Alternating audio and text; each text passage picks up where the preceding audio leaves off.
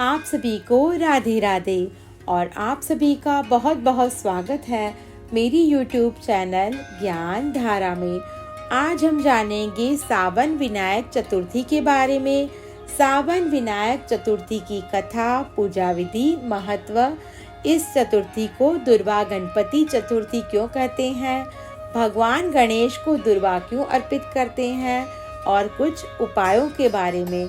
तो आइए जानते हैं विस्तार से। ओम गंग गणपते नमः। ओम नमः शिवाय। विनायक चतुर्थी व्रत सावन माह में श्रावण माह के शुक्ल पक्ष की चतुर्थी तिथि को मनाया जाता है।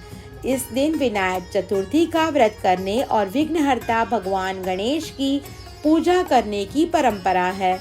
जिस प्रकार चतुर्दशी की मासिक तिथि भगवान शिव को समर्पित है, उसी प्रकार चतुर्थी की मासिक तिथि भी भगवान शिव के पुत्र श्री गणेश को समर्पित है।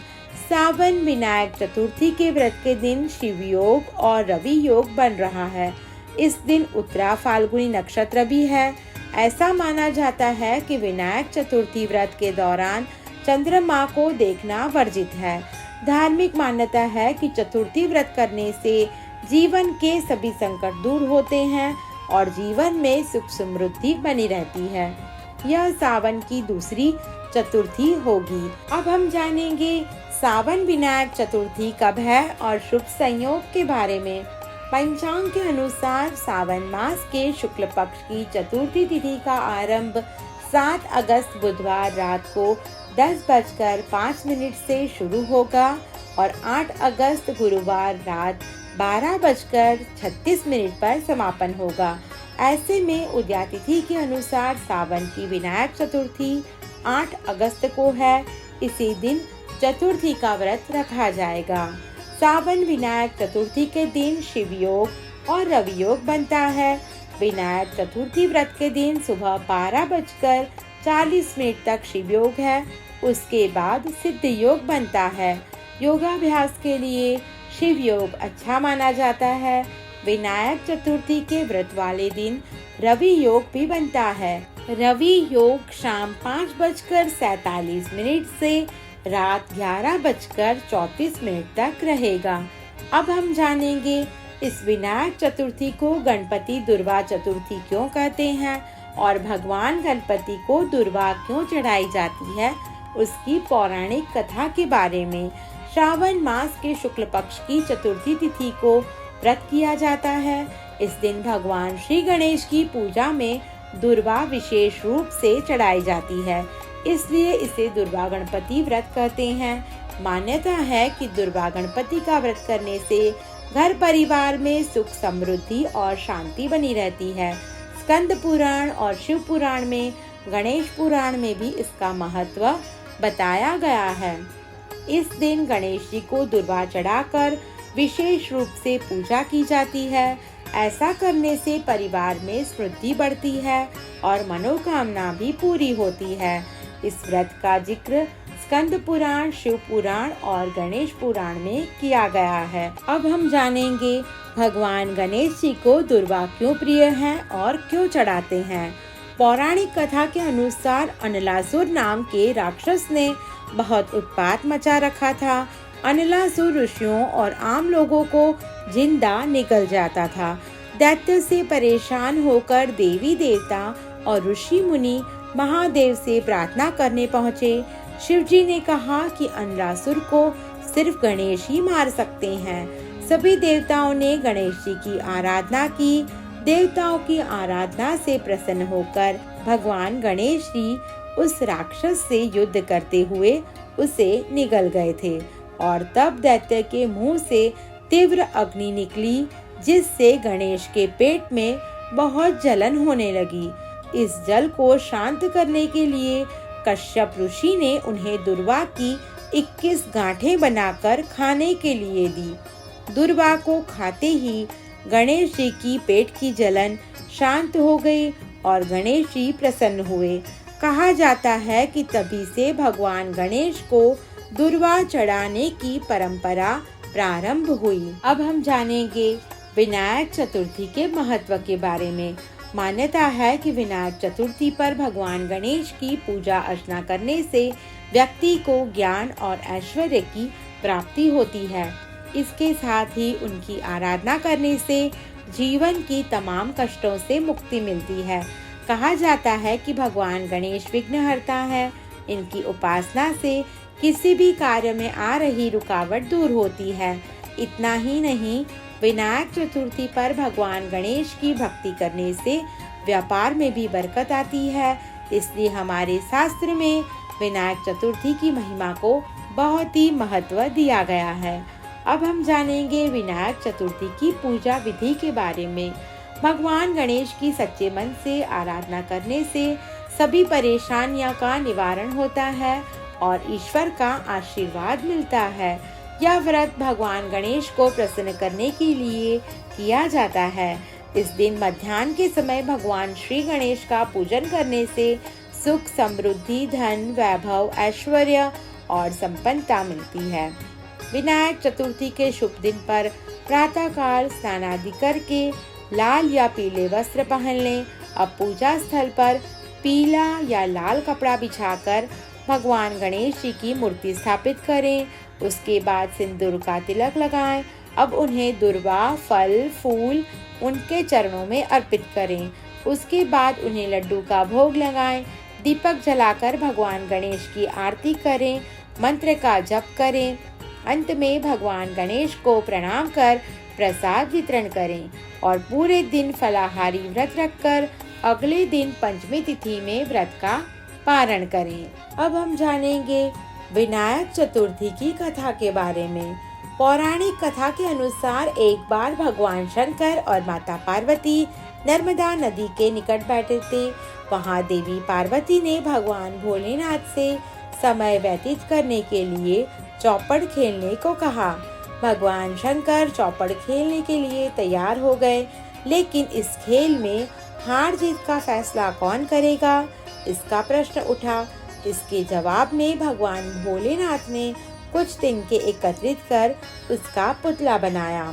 उस पुतले के प्राण प्रतिष्ठा कर दी गई और पुतले से कहा कि बेटा, हम चौपड़ खेलना चाहते हैं, परंतु हमारी हार जीत का फैसला करने वाला कोई नहीं है।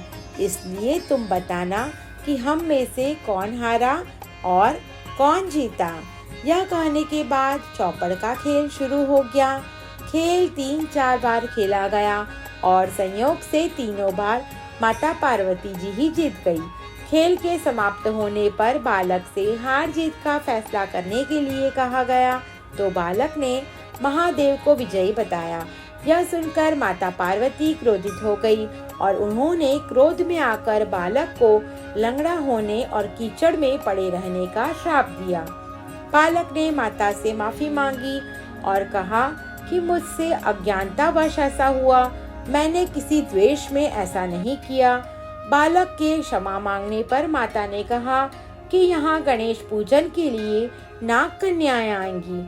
उनके कहे अनुसार तुम गणेश व्रत करो, ऐसा करने से तुम मुझे प्राप्त करोगे। यह कहकर माता भगवान शिव के साथ कैलाश पर्वत पर चली गई। 1 साल बाद उस स्थान पर नाग कन्याएं आईं। नाग कन्याओं से श्री गणेश के व्रत की विधि मालूम करने पर उस बालक ने 21 दिन लगातार गणेश जी का व्रत किया। उसकी श्रद्धा देखकर भगवान श्री गणेश जी प्रसन्न हो गए और श्री गणेश ने बालक को मनवांछित फल मांगने के लिए कहा। बालक ने कहा कि हे विनायक, मुझ में इतनी शक्ति दीजिए कि मैं अपने पैरों से चलकर अपने माता पिता के साथ कैलाश पर्वत पर पहुंच सकूं और वो यह देख प्रसन्न हो। बालक को यह वरदान दे भगवान श्री गणेश अंतर्ध्यान हो गए। बालक इसके बाद कैलाश पर्वत पर पहुंच गया और अपने कैलाश पर्वत पर पहुंचने की कथा उसने भगवान महादेव को सुनाई। उस दिन से पार्वती जी शिव जी से विमुख हो गई थी। देवी के रुष्ट होने पर भगवान शंकर ने भी बालक के बताए अनुसार भगवान श्री गणेश का व्रत 21 दिनों तक किया।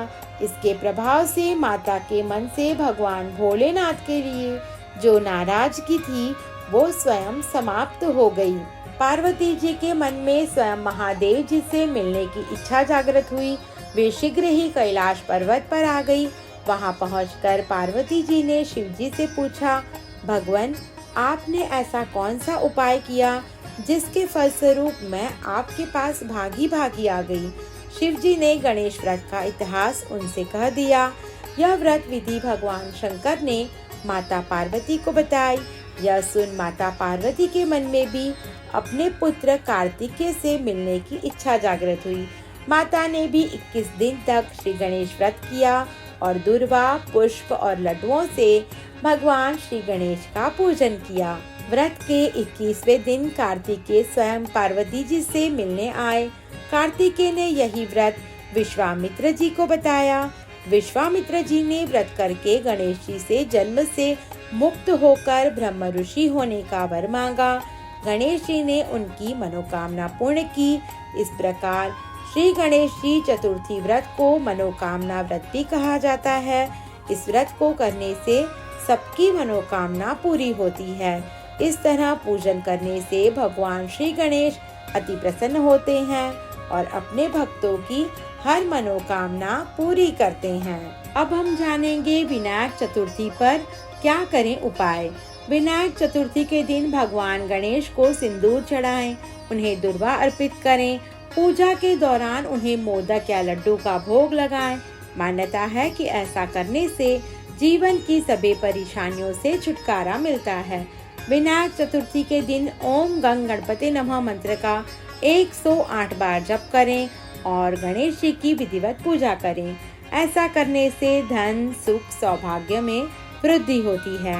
चतुर्थी के दिन शमी के पेड़ की पूजा करने से बहुत ही शुभ माना गया है। गणपति बप्पा को शमी का पत्ता अर्पित करने से सभी दुख और कष्टों से मुक्ति मिलती है। जीवन में सुख, समृद्धि और खुशहाली आती है। धन से जुड़ी दिक्कतों से छुटकारा पाने के लिए विनायक चतुर्थी के दिन भगवान श्री गणेश जी के समक्ष चौमुखी दिया जलाएं और भगवान गणेश की विधिवत पूजा करें। ऐसा करने से कर्ज से मुक्ति मिलती है। विनायक चतुर्थी के दिन भगवान गणेश जी को दुर्वा की 11 गांठें चढ़ाने से भगवान गणेश जी प्रसन्न होते हैं और बुध दोष समाप्त होता है। लेकिन दुर्वा चढ़ाने के भी कुछ नियम हैं। दुर्वा को चढ़ाने के लिए किसी साफ जगह से ही दुर्वा घास को तोड़ना चाहिए। इसके अलावा इसे चढ़ाते समय गणेश जी के 11 मंत्रों का जप अवश्य करें।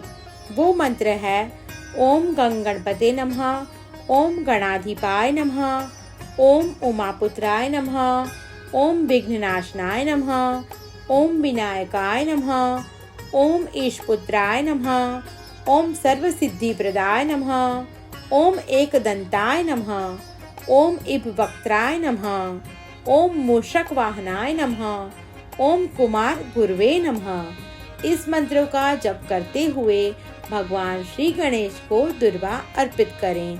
ऐसा माना जाता है कि विनायक चतुर्थी के दिन भगवान गणेश की विधि विधान से पूजा करने से और व्रत करने से भगवान गणेश का आशीर्वाद मिलता है और साधक के जीवन में सुख, समृद्धि और शांति आती है। इस व्रत से होने वाला कष्ट साधक को जीवन भर के कार्यों में सफल बनाता है। वैदिक शास्त्रों के अनुसार आप विनायक चतुर्थी का उपवास करते हैं तो भगवान श्री गणेश जी आपको ज्ञान, बुद्धि और धैर्य का आशीर्वाद देते हैं। ज्ञान और धैर्य दो ऐसे नैतिक गुण हैं जिनका महत्व सदियों से मनुष्य को ज्ञात है। जिस मनुष्य के पास यह गुण होता है वह जीवन में उन्नति करता है और मनोवांछित फल प्राप्त करता है। बुद्धि के बल पर न सिर्फ धन बल्कि हर मोड़ पर सफलता मिलती है। ओम गंग गणपते नमः। ओम नमः शिवाय। आप सभी को मेरी ये वीडियो पसंद आई हो तो मेरा YouTube चैनल ज्ञान धारा को लाइक, शेयर और सब्सक्राइब करना ना भूलें। धन्यवाद।